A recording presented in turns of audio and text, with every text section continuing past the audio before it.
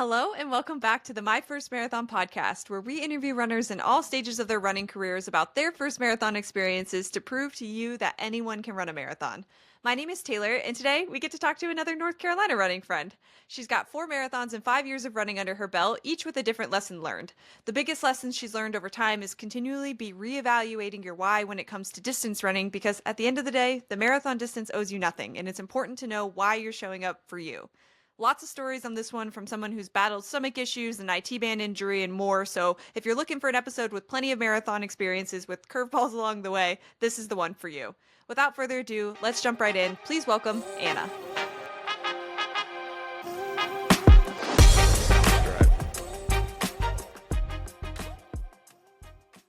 Anna, thank you so much for coming on the show this weekend. Obviously, we know each other in real life, so we've connected in real life, but I'm excited to get to know your journey a little bit more today, and thank you so much for coming on. Yeah, thank you for having me. I think we talked about this back in like October and we were like, Yeah. let's pick a date in 2025. So it's great to be here. For sure, for sure. Cool. Well, let's get into kind of where your journey started in the first place. How did we get introduced to movement, running? Where did this all kind of start for you? Okay. It's a little bit all over the place. So I'm going to kind of flash back to seventh grade. I joined cross country and I was never really an athletic kid, but I don't know. I can't remember if I decided to or if my parents told me I should, but I did. And I hated it. It was the worst year of my life. I think I cried at like every race. I Mm, remember one time, I think I stopped like 100 feet from the finish line and just cried. And my mom was like, no, come on, you gotta cross. I was not a fan. And my parents were like, that's fine. You don't have to do it next year, but you have to finish the season. You can't quit. You have to keep going. And on Saturdays, my mom would try to get me to go out and she would just try to jazz me up. And I'd be like, I hate running. This is the worst. yeah. So that was my first experience with running, was in seventh grade. Did not run in high school. When I was in college, was not an athlete, didn't run, but I would go out for leisurely jogs. And by leisurely jog, I meant I would run out the door and try to go as fast as I could. And then I would be like, this is so hard. I don't like running. Yeah. So that's kind of like the experience that I had. Fast forward to 2020. I was a big weightlifter at the time. I did a lot of powerlifting, like CrossFit, Olympic lifting, and I was really big into the gym. I had a pretty toxic relationship with the gym. Would show up at the gym, be there for 3 hours, try to max out every lift every day. And it was just it was not the best like environment or headspace for me. So obviously COVID happened and the gym's closed and I was like, oh, let me try to dabble in running. So I did a few runs and then the story really starts when I got a mountain bike and I proceeded to crash it and I flew off the No. handlebars. Yep, and I broke my collarbone. Oh my gosh. So that like halted any weightlifting that I could do. I couldn't lift my arm. It was done. So that was pretty rough. And about 4 weeks after my accident, I went back to the doctor and he was like, all right, well, you still need to wear the sling, but you can try to, you can try to run. And at that point, it's like May of 2020, COVID lockdown. I needed to get out of the house. So I started going out and like doing walk runs, trying to get some movement in. And yeah, that's how my story started. And then I kind of fell in love with it. Yeah. That's so interesting. So, like, when your arm was in a sling, was it painful to run still, or did you were you able to kind of push through it? It wasn't painful. So I had a sling and then I had like Yeah. a thing that wrapped around my back and I just like couldn't move it. I had to keep it Right. still. So it probably didn't have the best running form. Obviously, my arm swing was a little off, but I got out of my sling a couple weeks after that. So it was okay. Cool. Yeah. So, kind of a turbulent way to find your way into running, but found your way into running either way. Yeah. And you said that, like, from there, you kind of started to fall in love with it. What was the turning point for you where running started to kind of be more enjoyable for you? I would say so this was in May of 2020. I ran my first official race in fall of 2021. And that was just kind of because races were on pause for basically like a year and a half during COVID. So in between that time, I was enjoying running, but I was still going out and running really fast. Every run, I would just run like really fast. And then I ended up getting really bad shin splints. Of course, I showed up at the running store and they were like, oh, you're an overpronator. Let's put you in this shoe. I could get into the whole running shoe thing, but I was having shin splints because I was doing too much too fast. And so that was kind of when I started to become what I call a student of the sport and really learn about it and try to figure out like how do I train properly so that this doesn't happen. So I ran my first half marathon on my own. I want to say it was April of 2021. I was like, well, these races still aren't happening, so I'm just going to go out the door. And I did it. I ran 13 miles on my own, and I was like, this is really awesome. Yeah. Yeah. I love I mean, obviously it's not a good thing. I shouldn't say I love, but like during COVID, there was so many stories that I've been told on here about like DIY races and doing them on Hmm. your own. And like, that's how your first race experience was like just you and yourself on that run. So what was like not having the finish line, not having the crowd, not having anything, like what was the sense of accomplishment that you got to feel at the end of doing like a solo run like that? I think it was just like, I never thought that I could do that. It was crazy. Just knowing that I completed it and there was no crowd support and energy. And I had donuts waiting for me at home. So I was like, all right, That I got to get works. home with Yeah, these donuts. And I planned the route. So I had a downhill finish. It was like a mile downhill. And I was like, this is good. But that really did get me excited for kind of when races were going to start back up again, getting to experience that. for sure. Yeah, so were there any races like on the radar for you at that point that you were eyeballing? Like what were you kind of thinking after that first experience? Yeah. So I was living in the mountains. I was living in the Boone, North Carolina area during that time. And there's a race every May there called the New River Marathon. I actually got my first tattoo to commemorate that race. It means a lot to me, but it's usually in May, but because of COVID in 2021, they pushed it to October. So I just went for it. I was thinking about signing up. I talked to a couple people about it. They're like, "Oh yeah, I might do it too." And then I just pulled the plug one day. I was like, "I'm going to sign up for this race." So this was my first official half, and that was in October of 2021, and that race changed my life. Cool. And you said that you became a student of the sport. You were starting to do a lot of research. Like what were you finding out about training, about what you were going to change? Like what was the information you were finding out, I guess? It's funny, like looking back to that time, there was so much that I did not know still. But I think the biggest thing for me was slowing down my training runs and trying to run my easy runs truly easy. And that's taken years to learn how to do that. It's hard to learn how to slow down, especially when you're feeling good. But really just learning how to take that easy, add in some workouts, which sidebar, I really didn't get good at doing workouts until I got a running coach. So highly recommend that. Cool. Yeah. So yeah, and was this plan that you were following for this first half, was this something that like you put together? Did you go like seek out a plan if you remember? So for my first half, I think I used a runner's world plan. I think I just Cool. Googled half marathon plan and it was like your Yeah. long run increased by 1 mile each week, but there was no speed. There wasn't any speed workouts. It was just mileage each day. Gotcha. So Cool. So yeah, obviously you got to race day, and you said that this was a really impactful race. What made it so impactful for you, do you think, that first half marathon? looking back, I can see why it was so impactful, but the day of, it almost killed me. I was like, this is so hard. Oh So yeah. it's a beautiful course. It's on mountain back roads, so it's got some good elevation. Your spectators are going to be horses and cows and dogs. So it's Sure. different. I always say it's like a trail run vibe on a road because there's not Mm, spectators and people everywhere, but it's gorgeous. But I remember I didn't really know much about fueling, and I'm a registered dietitian. At the time, I had graduated college, but I hadn't gone back to grad school yet. But I still didn't know that much about fueling. I figured, oh yeah, let me just eat a Pop Tart, eat beforehand, and I'll be good. So I remember I brought like a Dasani water bottle, like a plastic water bottle, yeah. and a gel, and I lost the cap to the water bottle at like mile 5. No. And I was like, well, it's like water was sloshing everywhere. I was like, I guess I'm gonna toss this. Got to the next aid station, threw away my water bottle, and then I had a honey stinger gel. And I started to feel really tired around mile 7.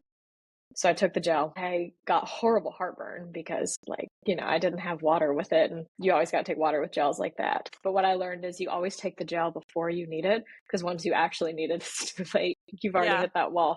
Right. So I was hitting the wall around like mile 7 or 8 of that half. And I pushed through. And at mile 10 of that race, there is a hill.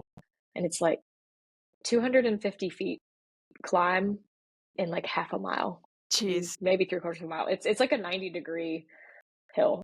Yeah, that's crazy. It's a mountain. Yeah, it's oh my gosh. But I definitely walked up that hill and then you descend down to the finish line. But I crossed the finish line and I sat down in the middle of the finisher chute before I even got my medal because I was so tired. I thought I was going to pass out. I was like, I will never do a marathon.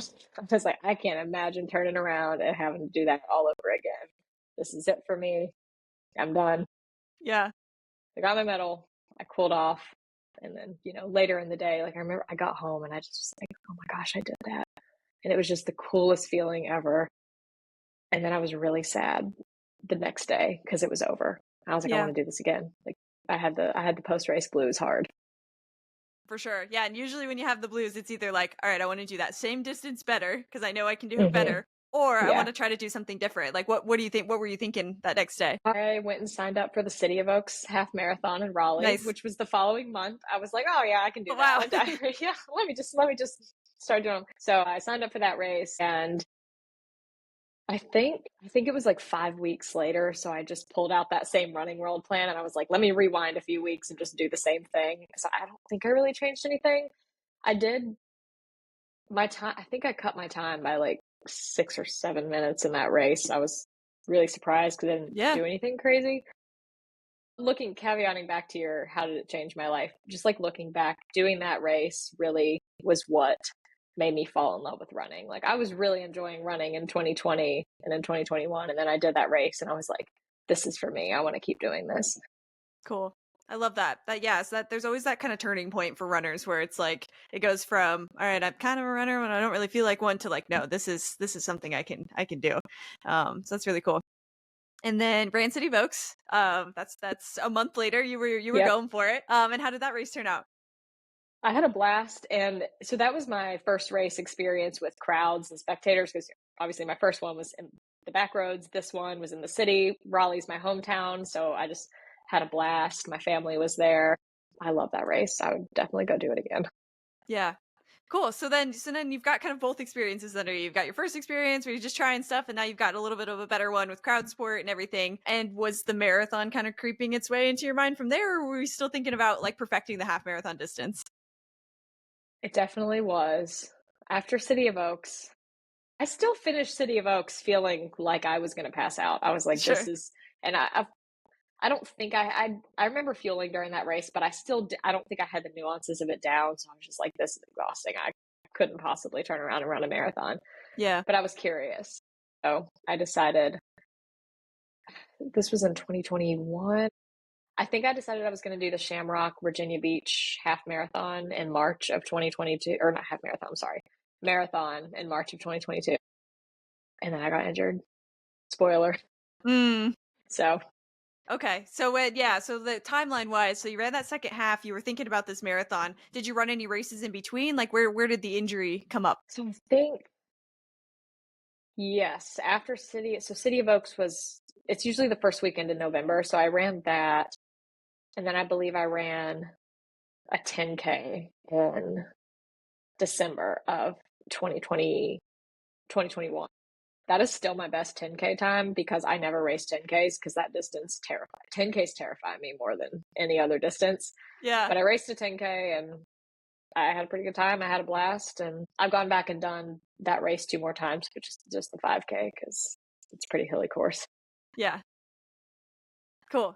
So 10Ks and then yeah, when did I mean injuries are like a runner's worst nightmare. I think especially when you're in the beginning of your running journey or your racing journey like it sounds like you were, like that could be really taxing. So how Yes. did it come up? Like how were you feeling? How did we deal with it? Kind of walk through that piece. Yeah. So the race that I wanted to do, the Shamrock, Virginia Beach, which I still haven't done that race, still would love to do it, but it's in mid March. So I think I started training for a marathon. I think I started training in December, January, and I didn't really know what I was doing. I was following a plan, and I wasn't really increasing my mileage each week. But then I started having this pain on the outside of my left knee, IT band pain. Didn't know that at the time, but it was just this like really sharp stabbing pain. And so I'd take a couple days off, stretch, go to the gym, whatever, and then I would run and it would come back. And it never hurt when I wasn't running, but it would hurt when I started running. And it was really frustrating. It got to the point where I would get like a mile and a quarter in and it would be too Mm, bad to run. So that was very, very frustrating. And this started at the end of January.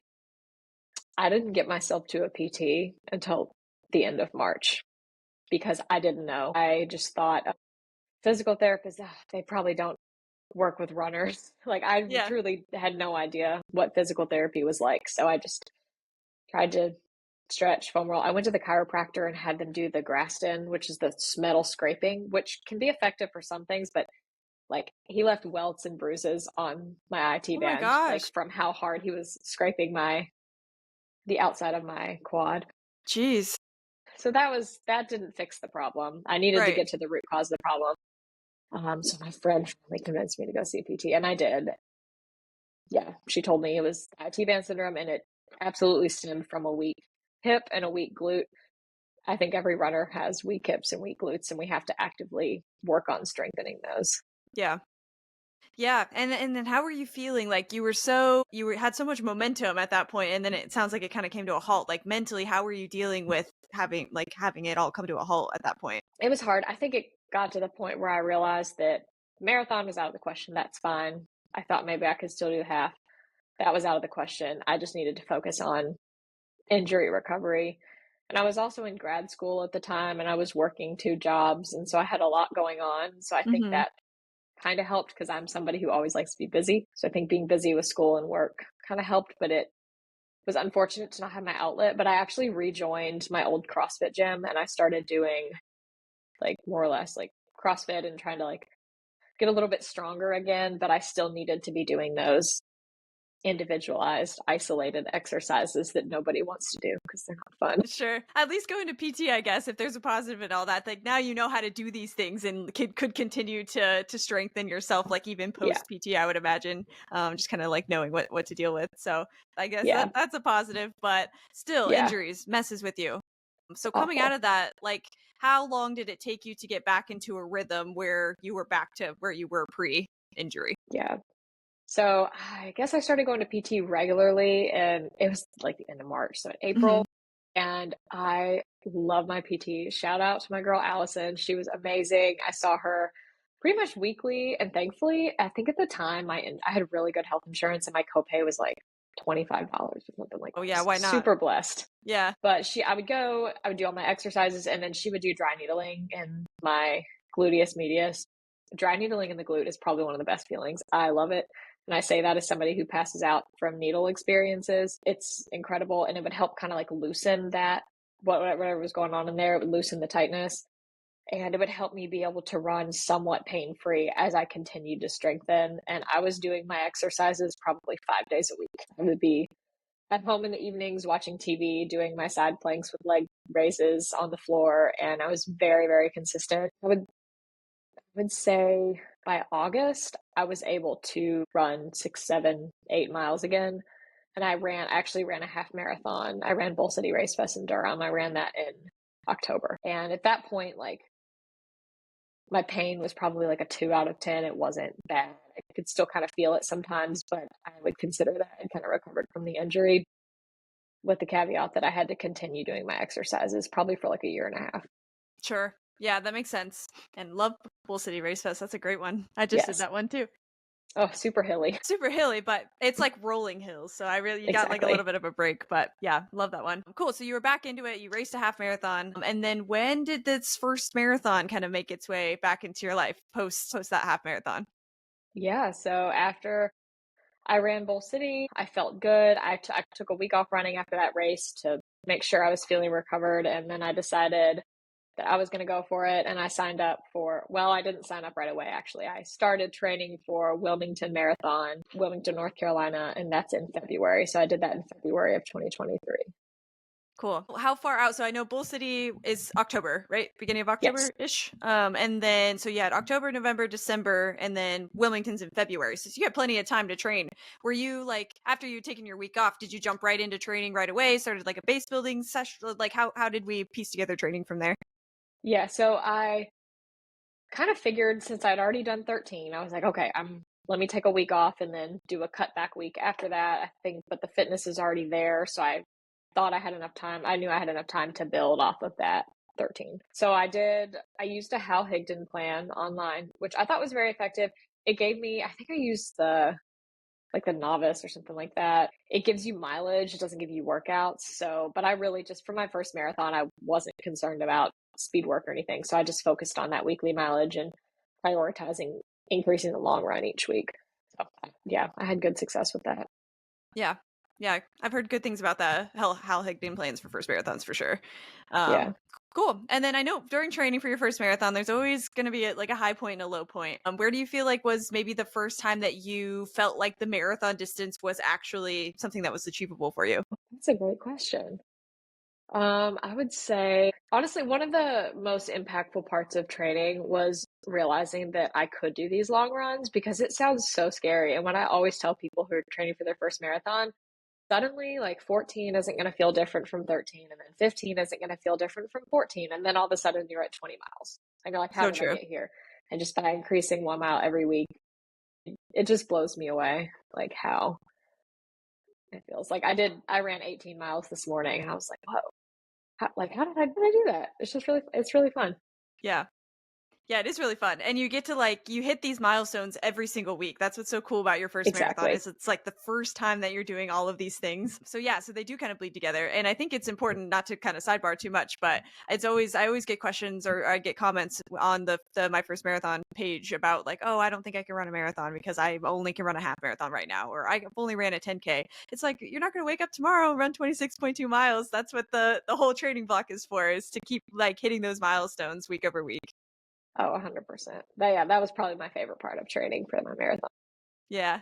Cool. So yeah, so continually kind of building up mileage. And were there any runs that you remember or any points in training where like you felt defeated or you hit a low point or anything along those lines for your first marathon? Actually, no. I felt really confident, and especially because I wasn't pressuring myself to hit any kind of time goal. I was just going Sure. out and running, and I felt good. I don't think I ever got sick or anything like that, and I felt strong throughout the training cycle, which That's was great. awesome.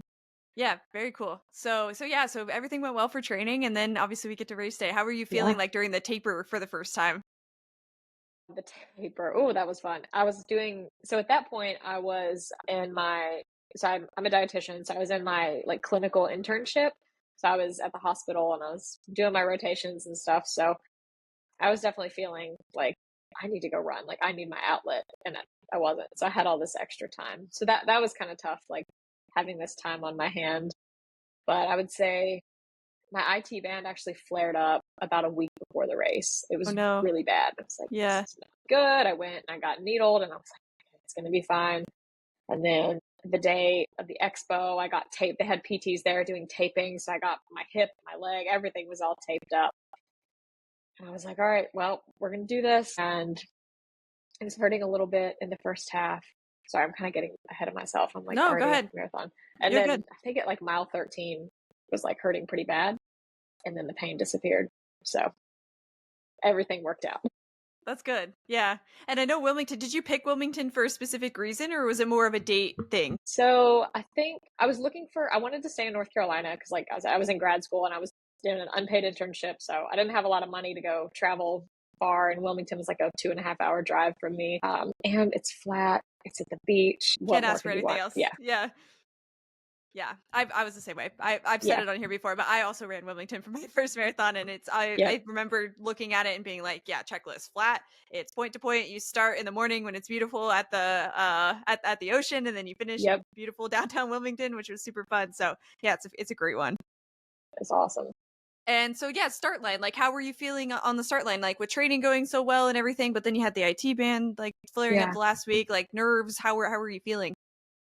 Surprisingly, I have problems with nerves in my stomach on race day, which like we talk about later, but surprisingly my nerves were pretty I was so excited that I didn't even feel nervous and I got there.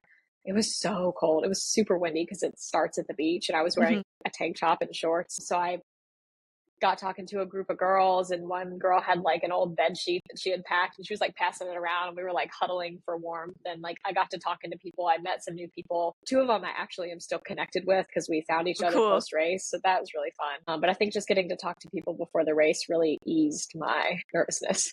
Totally. Yeah. Cool. And then race started. You said the first 13 you were starting to feel the IT band, but then everything was good from there. So I guess kind of the uncharted territory. Was your I should ask first, was your longest run in training 20? Is that where you It capped out? was. Okay, Yep. cool.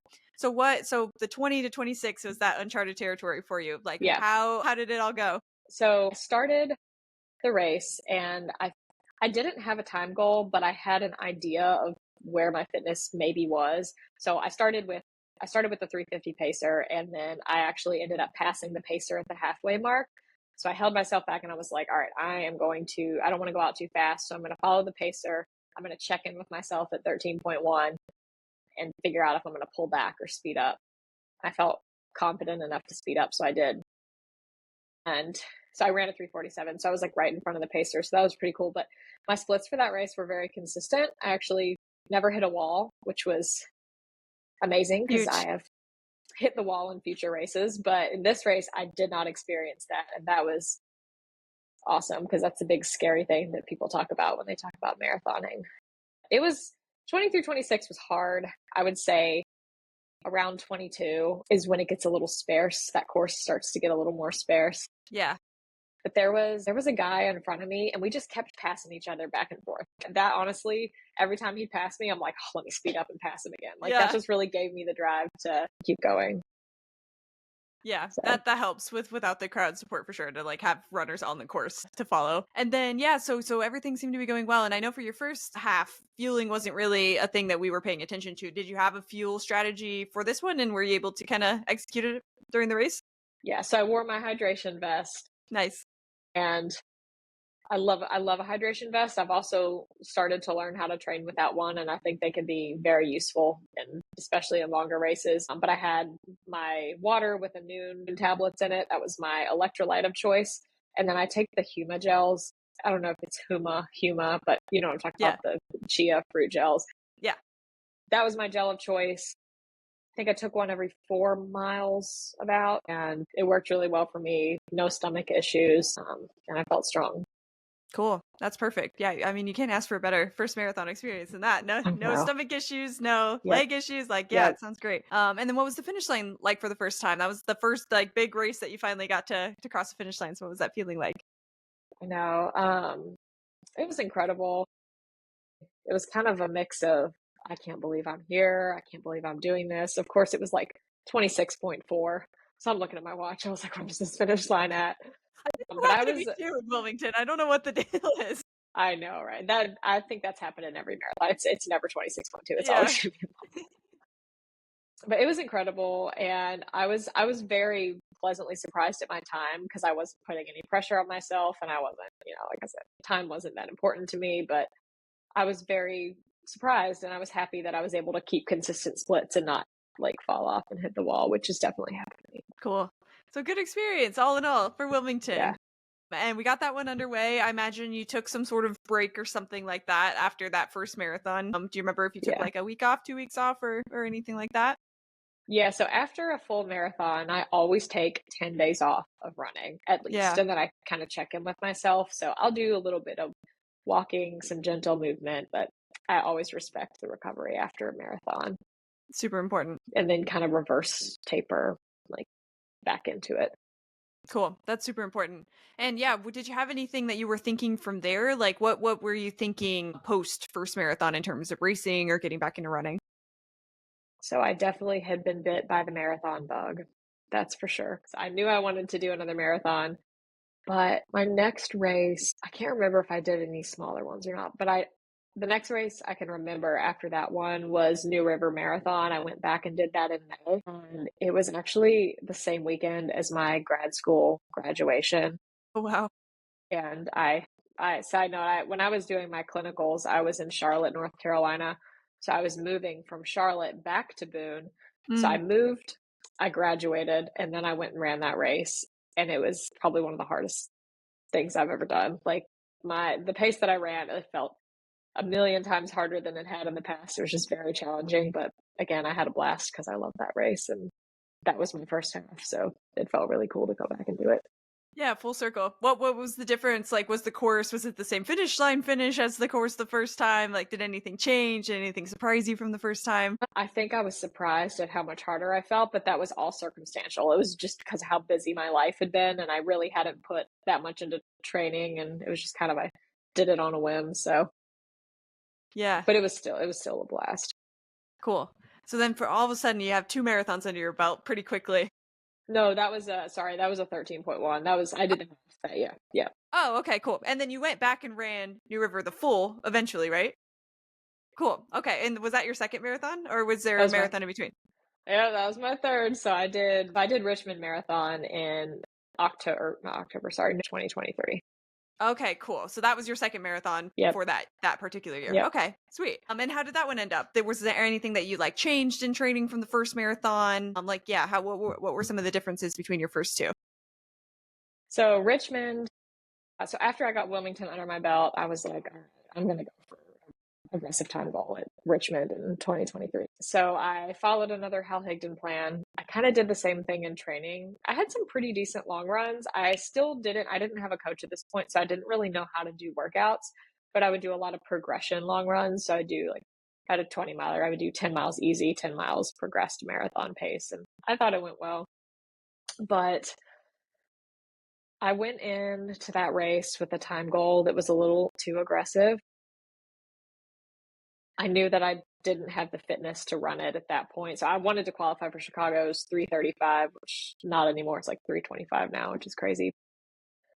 Just like I knew that I didn't have it, but I was going to push myself. And that gave me a lot of anxiety, actually. So I went into this race very anxious, had a little tumultuous trip up to Richmond, and it was just not not a great weekend. And so get to the start line, and my nerves were a mess. I was a mess. I started too fast. And then around mile 16, I was like, this is just like not going to end well. And I kind of hit the wall. That's a horrible place to hit the wall. I had been fueling and stuff. I think it wasn't my day. And then from miles 20 to 26, I was extremely nauseous and I just had like a lot of sloshing going on in my stomach. So I had to keep Mm, stopping and I called my mom and I cried and my parents are on the phone. My dad's like, just stop and walk. It's fine. You can just walk the race. I was like, no, I can't do that. I can't, you don't understand. Like, I can't stop and walk. yeah, But it was not my favorite experience, but I finished and I cried at the finish line because I was really proud that I did. But that was kind of the race that had made me do a little 360. I had a little come to Jesus moment with myself. And I'm like, why am I running this? So so started to question yourself a little bit. And yeah, I guess when you were in that mental, like when you were calling your parents and like a lot's going on and you were down, like what do you feel like got you to the finish line? Was there anything you were saying to yourself? Was it just like sheer willpower? But like what got you there? So my mantra for that race was I can do hard things. And I love friendship bracelets. I'm a Swiftie, so I like love making bracelets. And I had a bracelet on that said I can do hard things. But this is actually one of my favorite stories. I was running and there was a spectator holding a neon sign that had tear tabs on it. And as I ran by, I grabbed one of the tear tags off, didn't look at it. And then after I ran past, the tag said I can do hard things. I was like, Stop. That's but so I cool. think the reason I got upset and cried like in the middle of the race is because I knew I wasn't going to hit my goal. And at that time, I was putting so much pressure on myself to run this arbitrary time. And that was kind of what I was like, what's my why? Like, what's my why in marathoning that doesn't have anything to do with running a time goal? Sure. I think that's so important to like reevaluate and I think it can change race to race too. Your why. So like when you finished that race, you got through it, you had that moment. Like how did the goals shift? How did the why shift? What all changed for you? Yeah. So after that, I actually decided to get a run coach because I was like, all right, I feel like I've kind of plateaued and I don't know how to do speed work. I don't really know how to program long runs to be effective. Like maybe I could try to get a run coach and like see not just, oh, let me try to get faster, but learn more about running, honestly, like from somebody who knows more than me. So I reached out to my run coach. She's psyched to run on Instagram. Her name is Gwen. She's amazing. And I was like, hey, like I'm interested in having a run coach. So what I loved was she met me exactly where I was, and you know, didn't start me out on all these crazy workouts. Like we very slowly reverse tapered after Richmond and kind of worked our way up. And I decided to run a half marathon in March, take a little break from the marathon because I was still trying to examine my why and why I wanted to be a distance runner. And I ran Asheville marathon in March, North Carolina. And I had a pretty big PR at that race. So that was a really cool experience, like, especially because I'd only been working with my coach for like 3 months and I had Mm, this PR and I was like, I never thought I'd be able to do that. that's huge. And Asheville's pretty hilly, right? I think I've heard that it's a pretty hilly course. Yeah, so the course had 600 feet of gain, but Yeah. it was all in the first 6 miles. So the first 6 miles was just like straight up and down. And then, but I trusted, like, we kind of did my coach, she helped me with the race plan before the race. And it was like, all right, pull back on those hills. Do not give it your all up the hills. It's okay to like dip way down in pace because it's better to go slower up the hills than burn out, which is what I did. So it all Sure. worked. Is Yeah. that like what I know there's plenty of benefits to having a coach obviously, but is that something that you feel like is like one of the major benefits is being able to like course plan and understand a course and have somebody to walk you through that for like that specific race? Yeah, it's definitely helpful. And then also just helping me plan. I think helping me plan my speed workouts based on what my goal is, whether I'm training for a 5K, a half, a full, like being able to get me workouts that will tailor me to that race. Totally. Yeah. Okay, cool. So ran that half, got a PR. That's always nice, Yeah. of course. And then yeah, where did we kind of progress from there? What were you thinking from there? So I had a great time. I would say I go back and forth. I love the marathon, but I feel like the half is like probably my favorite distance to race. Mm, But my favorite aspect of the marathon is the long runs. So I decided from there that I was going to do New River Marathon in May. So New River, as I've said, that was my first half. And I remember both times I did that half, I said, I will never run this marathon. This course is yeah. too hard. It's, there's no spectators. Like it's not going to happen for me. So I was like, well, let's make it happen. Yeah, So let's do it. that was a very impactful race for me for a lot of reasons. One being I decided to go into that race with no time pressure and I was actually going to run it at like my easy long run pace. I did not want to put any kind of after my experience at Richmond, I was like, I'm not going for a PR. I'm not going for a time. I want to go out there and have a blast. And it was also like the month before I was moving out of the mountains. So I moved from Boone, North Carolina back to Raleigh, North Carolina, which is where I'm from. But I lived out there for 8 years. So it's kind of like my Hmm. farewell tour, my ode to the mountains. And it was also 2 days, it was 2 or 3 days after my 26th birthday. So I was like, I have to do 26. I was That's actually going perfect. to do 26 for 26. I told my coach I was just going to go on the Greenway and run 26 miles. And I was like, wait a second, I should do that, but get a medal for it. Yeah, right. So those were the three big reasons why I picked that race. That's why I have a tattoo of that race. It just means so much to me. Yeah, that's cool. I love that full circle for you for living out there, for racing for the first time, like your birthday, you Yeah. had to. There was no choice. Yeah. Cool. So anything that you were doing different to prepare for this race versus some of the other ones? Obviously, it's a little bit hillier, or a lot of it hillier potentially. It's like you've got a lot, no pressure around it from a time perspective. Yeah, how were you kind of approaching this one? It was awesome. I was just doing long runs and I had speed work. My coach was programming me speed workouts because, why not? It's fun. But with no time goal, I was just going out on Saturdays and enjoying my long runs, not having any pressure. That was really nice. And I was just going to treat it like another long run. Yeah. There was Yeah, really nothing crazy that I did that was different for that race. cool. Cool. And then yeah, let's just break down the race because this was obviously one that was pretty impactful for you. So yeah, let's break down maybe the first half. How was the first 13 for you? The first 13 went really well. I was chatting with somebody for the first couple miles and then, we kind of broke off and it was a beautiful day. Oh my goodness. It was like foggy and then it was like slightly foggy and then the fog started to lift and the sun came through and it gets very green there in May. So everything was green and it Cool. was beautiful. There were wild or not wild, but there were like horses and some pastures and there's a lot of Christmas tree farms out there in that area. So we ran through different Christmas tree farms and it was awesome. So I ran the first half in about 2 hours, which was way faster. That was faster than I thought because I was like, I'm not going, for anything for me. I'm not going for a time goal. So I was like, I'm feeling good. And then I started to get really nauseous around mile 13. And that race, it's cruel. You pass the finish line at mile 14 and you Oh, do I a 6 mile hate that. out and back. I So hate I'm that. passing the finish line. Literally, the half marathoners are turning and finishing. And I'm like, okay, bye. I'll see you all later. Criminal. That's criminal. Yeah. So at mile 14, I passed the finish line, and for like I was very nauseous. Like my stomach was sloshing. I felt like I was gonna throw up, and I was like, I don't know what's going on because I'm not nervous. I'm running my easy run pace. Like I'm having a good time.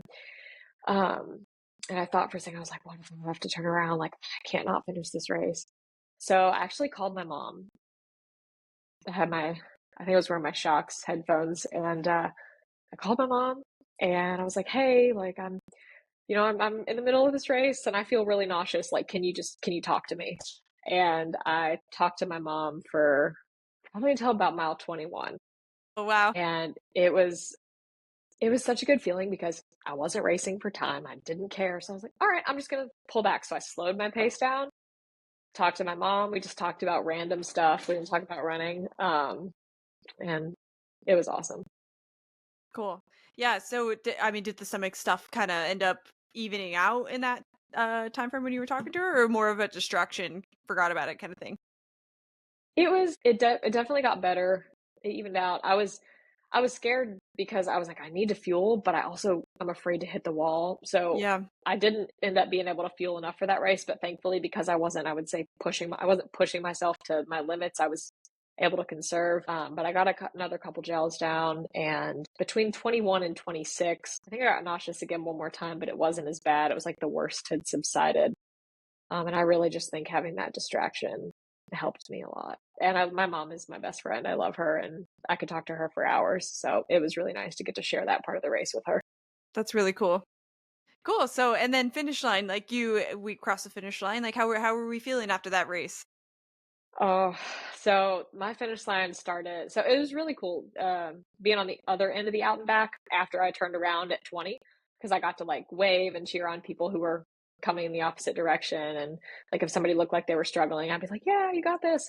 But at mile 25, I took out my phone and I put on Long Live by Taylor Swift. That is one of my all-time favorite songs. And I put it on loop and I just cried. And I was like, so happy. I was like, I can't believe I'm doing this. Like, had a really hard middle of the race, but I pushed through and crossed the finish line. Long Live was still playing. And I was like, wow, I said I was never going to do this. And here we are. Never say never. Yeah. So it meant a lot.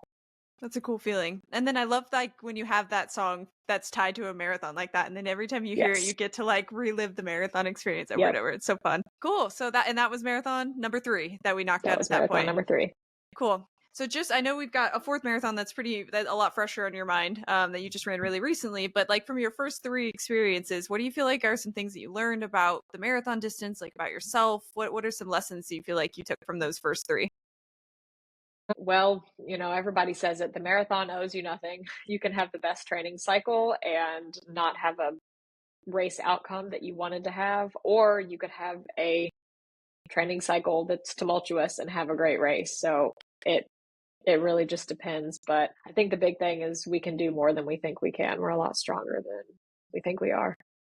Definitely. Yeah. And I think New River also really gave me back my why. Running that race in May gave me my why. That was like, this is why I love distance running. This is why I love marathoning. It's not to run a specific time, it's to have these experiences. Totally. Yeah, and do you feel like cuz I'm kind of in a similar like boat right now where I'm going for time for the first time and it feels weird. It's different than training when you're not training for time. Like do you Yeah. feel like you need those experiences where you do train for time to help you appreciate not training for time if that makes sense? Yes, both are good. Absolutely. Like I'm already thinking ahead. I want to PR my half marathon this year. And I think training for time is awesome and getting to push your limits, but also having those experiences where you go into it with an open mind and you don't care. They can both really complement each other. Totally. Yeah, it's not I think you learn different lessons from each one, like from having different goals. Okay, cool. And then so that race, that last marathon, how long was that before you ran this most recent marathon? So that was in May of 2024. Oh my gosh. I can't believe I'm still like questioning how it's 2025. I know. But that was in May of 2024. And then I ran Richmond again in November of 2024, which was my most recent race. Cool. What was the reason for going back to Richmond? Why did you want to do that one again? That Richmond is phenomenal. I tell everybody you've got to go to Richmond. And now living in Raleigh, North Carolina, it's like a 2.5 hour drive. So it's really easy, but it's called America's Friendliest Marathon for a reason. They're just everyone there is so friendly. The spectators, the crowd energy is the best. Like they give you a first marathon. If you do your first marathon there, they give you a pink first marathon sticker to put on your bib. Cool. And I was at the pack and pickup and going to get my shirt, and there were some other people around me that were doing their first marathon. And anytime the people working the race saw that sticker, they would just start cheering. They would be like, "Yeah, first marathon!" So very friendly, great course, beautiful. It's a beautiful city. Just all around loved it. But I was like, I'm going to redeem my 2023 race. I'm going to go there, and I was going for a time, so I was like, I'm going to PR. I'm going to have a great race. Cool. If you're comfortable sharing, like what was the time goal that you were hoping to hit on that one? Well, I wasn't. So I was working with my coach, and I was like, okay, I think because my best marathon, which was my first, was a 3:47. I was pretty confident that I could run a sub 3:40. And then my training cycle went so well. I had the best training cycle I've ever had. My fitness was probably, my goal was between a 3:27 and a 3:40. I gave myself like a 10-minute range, but that was kind of where I was, like, based on my other races, based on my workouts, that was where I was expecting to land. Yeah. Yeah, and I remember like following along with you on social media, like while you were going through this, everything seemed to be going super to plan, like Yeah. even better than planned, like you said. So, Yes. but we know that fast forward to race day, that you had some stomach issues again, yeah, just technical issues. Goon, you want to kind of talk about your experience with some of those things and going from that awesome like training cycle and then getting to race day? Yeah. Yeah, I was looking back at my Instagram the other day and looking at some of because my Instagram, I just really honestly use as a running diary because I love Yeah, to document things. And I had some of the best long runs of my life. I know my 20-mile long run was a workout. So I had a lot of like intervals and pace workouts in there. My average pace for that whole workout was faster than my first marathon time. I was like, this is insane. I can't believe yeah. I'm doing this. So I felt really good. I'm very good at fueling now. I practice. Yeah, I take gels every like 3 miles during my long runs. Never had a single stomach problem during training. Very strong stomach. So I was very confident going in. And the difference in Richmond 2024 and Richmond 2023 is that I went into that race. I felt like cool as a cucumber. I was like, this is awesome. My biggest takeaway was I had one of the best training cycles I've ever had. So whatever happened on race day, that doesn't discount my training. You're training for a race and you are only focused on the outcome or the time of the race day. That really takes away so much of everything that you learn through the process. I mean, race day is a huge part of that, but it's not the only part of that. And that was what I took into that race, like knowing what I was capable of and how much I had grown. So I felt at ease. I was like, I'm feeling pretty good about my goal, but whatever happens, happens. So the night I went to bed the night before the race and I woke up at 1 o'clock in the morning and like my stomach just like didn't feel good. Like I didn't get sick Mm, or anything, but I was just like, I was really something's bloated. off. My stomach was hurting. I was like, oh gosh, like I feel really off. Like I like got up and I was like drinking some kombucha. Like I was like, maybe this will help. And it just felt weird. Go back to sleep. I get up, I get to the start line. I was like, all right, like my stomach kind of hurts, but like I'm just gonna go through my race, my fueling plan like normal. Um, and then fast forward to about mile 12. I was on pace for my goal till about mile 12. I took my third gel and it took me like a mile to eat that gel. I was so nauseated. I was like, this is not good. And Mm, that was the point where I decided to let it go. I was like, I'm not going after a time. I'm going to slow down. I'm just going to slow down. Hopefully I'll start feeling better. I didn't care. I wasn't upset. Um, it just continued to get worse and worse and worse. And at mile 16, I had to peel off the course and I started throwing up. mm. And that was horrible. My biggest fear in the world is throwing up. So already I was like, oh my gosh, like, how is this happening? So that That was kind of heartbreaking, but at that point, I was so focused on finishing that race and being able to physically get myself across the finish line. I didn't have time to be upset about what was going on in the moment. Yeah. So you never have like a DNF thought in your mind. You're like, this is my day to cross the finish line one way or the other for the most part. Yeah, and Richmond gives you a finisher blanket. It's like a fleece blanket and a hat. So I was thinking about that You blanket. have I was to. like, I have to finish. I have to get that blanket. But I was scared because I was throwing up and I was unable Yeah. to keep down fuel. So I was throwing up. I threw up every 2 miles pretty much. It was, Wow. and I was like barely. I couldn't. Had took my last gel at mile 12 because I couldn't like take any more. So I was taking sips of water, but that was it. So my biggest fear was physically not being able to finish, like physically going into like hyponatremia, which is like sodium imbalance, or getting too dehydrated and having to get wheeled off in the medical tent. That was my biggest fear. But I was like, I'm going to do whatever it takes to get across the finish line. Yeah. Was it just like kind of a walk run, like walk when you or run when you can, walk when you have to kind of thing? Is that what we pivoted to? I was able to stay running for most of the time. And then, of course, I would like stop and throw up, and it would actually make me feel better for like a little while. So then I I would guess pick up that's the a good speed a little positive. bit, and but then I definitely hit the wall at like mile 22 because I had nothing in me, and I Right. was oh gosh, I took actually they had little shots of Coca Cola at like mile 22 or 23, and it's the best thing I've ever tasted during a race. And then I stopped at a medic tent at like mile 23, and they gave me a Gatorade, and I was like, all right. So I read my race pictures have me holding a Gatorade and then my other water bottle. But my mantra was actually when I first got sick at 16, my mantra was get to 20. Like if you can make it to 26 miles, you got this, you can finish the race. Once I got to mile 20, it was mile by mile. And I was trying to, run the mile you're in because I always say that, but I was like, I just got to get to the next one. Yeah. Easier said than done for sure Yeah. when you're at that point in the race. Yeah. So defeating. I mean, it sounds like it was something that you were laser focused on the finish, but I imagine that was defeating. And I Yeah. really loved how in the beginning you said like separate the training from the race because I would hope that you would be proud of all of that training that you were able to put in if it was your Yeah. best like training cycle so far.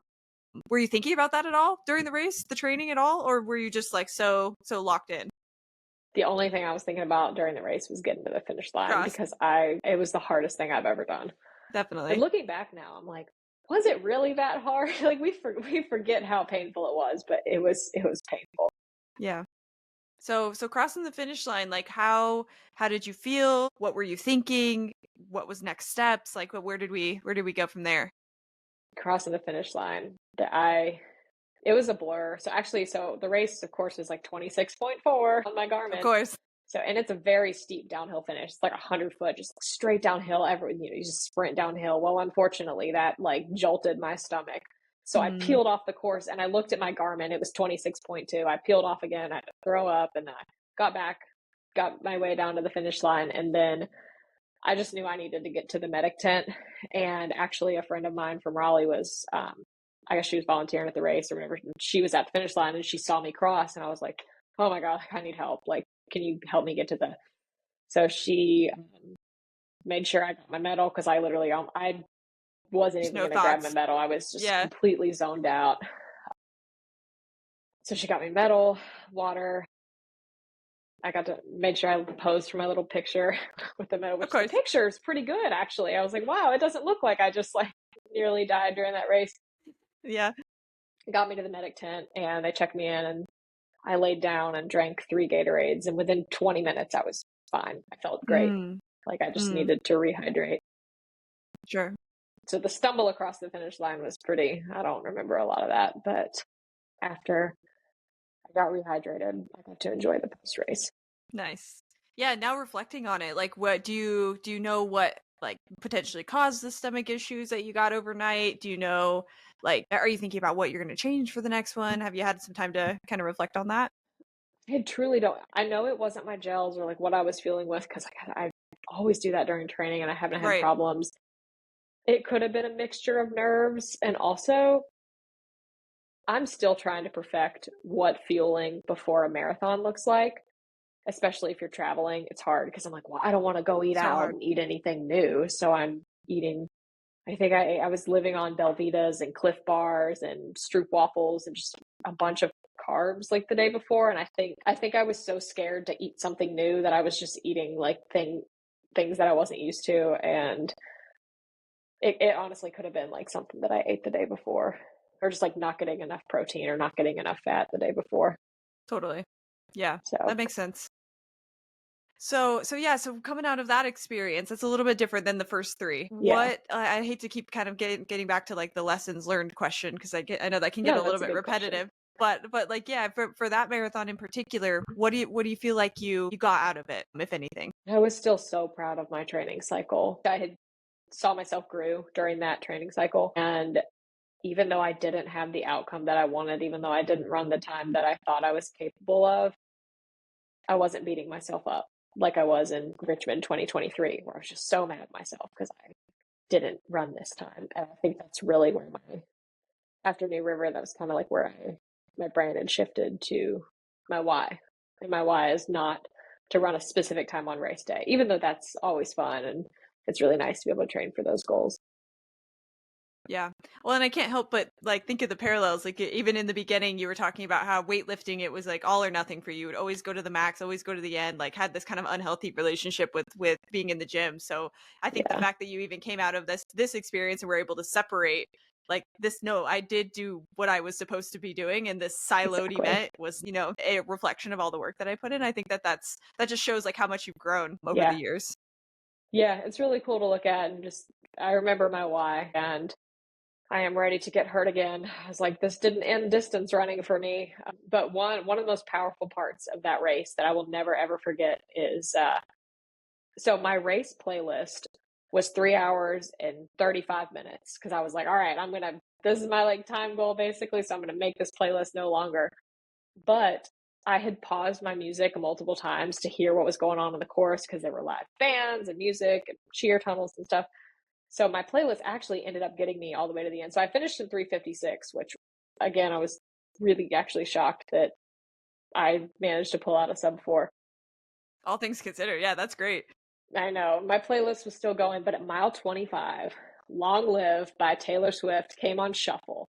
And so I told you at New River, I had put that song on because I was like, I love this song. Like, it came on shuffle. I had no idea. That's the only song I remember coming on the entire race, too. And it was it was one of the most powerful. I'm still trying, I'm going to get that. I'm going to get Long Live as a tattoo. I'm still trying to figure out like where and when, but that just will always take me back. And one of the things she says, like I said, I'm a big Swiftie. She says, remember this moment. I passed the pictures around of all the years that we stood there on the sidelines wishing for right now. And I was like, okay, so all of the times where I was wanting to be in that moment, here I am in the moment, suffering to the max amount, but I'm still so thankful to be in that moment. And that's what that song at that moment like means to me. Oh, I love that. I'm like Yeah. getting chills. Yeah. I love it. That's such a Yeah. I love it when something hits like that in the right moment when you need it. I feel like there's just coincidence and then there's just freak things that happen like that are Yeah. you're like this can't be a coincidence. It's so cool. Well, cool. So that's your 4 marathon experiences. Thank you so much for Sure walking through is. them. That was Yeah. great. If you could boil down a piece of advice, we got to have a lot of newer runners that listen to this Okay. podcast and a lot of newer marathoners that listen to this podcast. So if you could like boil down some advice from all of your experiences, what do you think you would like offer somebody like that? Start where you are. Having a coach is a great idea. And it's very important to communicate with your coach about where you are and where you need to be. If you're running 20 miles a week, you don't need to be running 40 miles a week the next week. It's just important to start slowly, build slowly, and give yourself grace. Love it. So important. Yeah. Okay, cool. And then just to kind of wrap up here, I ask a few more fun questions at the end Yes, about shoes and fuel and things like that. I love it. And I always give the disclaimer, I'll give it every time, that fuel is your own journey, shoes are your own Yes. journey. Go get your feet measured, do Yep. the whole thing for yourself. Trial and error is your best friend. But for you, what have you like for fuel over time? So my three favorite gels are, I still love Huma, but you need to make sure you take them with water because they're really concentrated. They can cause some GI distress if you take them on an empty stomach. I love SIS, Science and Sport, which I think the only place you can get that right now is on the feed, but really love that. It's a water-based gel, so you don't necessarily need to take it with water. I still do, but that digests really well. And then I love Morton, but it's pretty expensive. It's like $4 a pop. Don't often use that. I might throw one into the mix, but usually Huma and SIS are what I mix. And then what about shoes? What have you liked for shoes over time?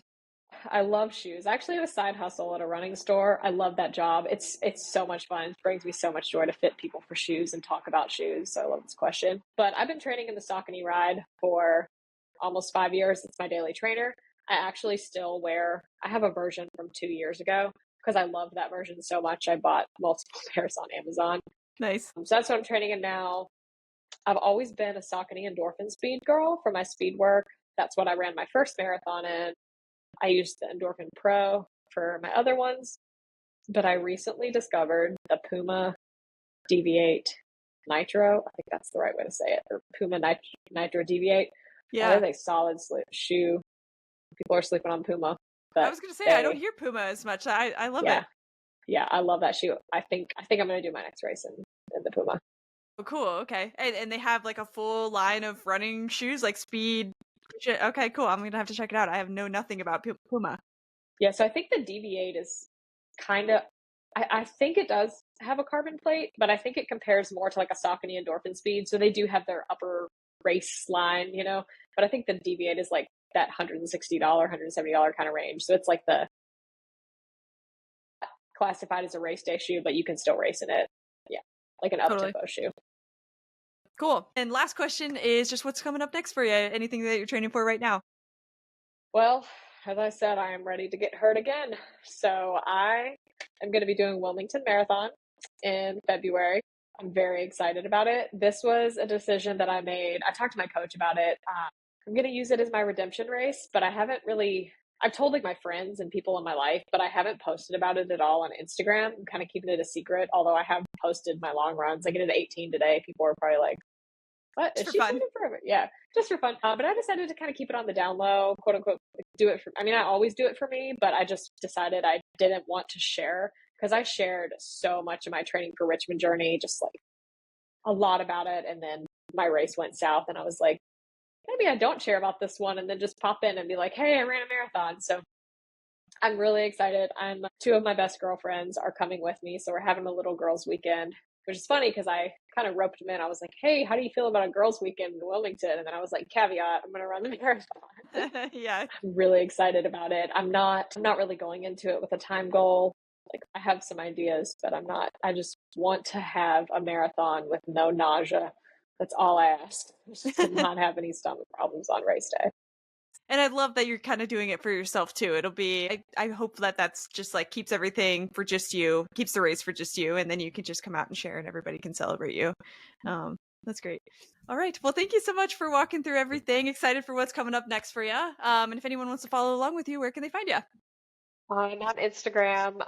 My account is running dot with Anna. Just running with Anna. It's my little training log. I love the community on there. I love getting to meet new people. I love getting to make new friends on there all over. So definitely give me a follow. I'll follow you back. Awesome. Cool. Well, I'll link everything for you, obviously, in the show notes as well, so people can find you there. But thank you again for coming on. This was awesome breaking down your journey. All right, thanks so much, Taylor.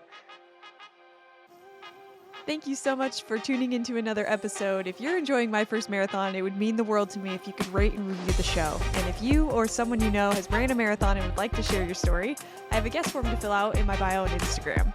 That username is @MyFirstMarathonPod. See you on the next one.